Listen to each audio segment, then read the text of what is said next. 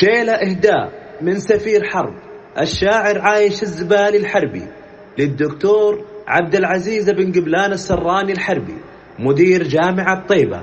بمناسبة توديعه بعد رحلة طويلة على مستوى العمل الإداري والتعليمي وفقه الله. سلام ينصى شيخ خاض الميادين دكتورنا عبد العزيز القيادي، ودعتها وانته على المنهج الزين، على النقى الخالص وحسن المبادئ،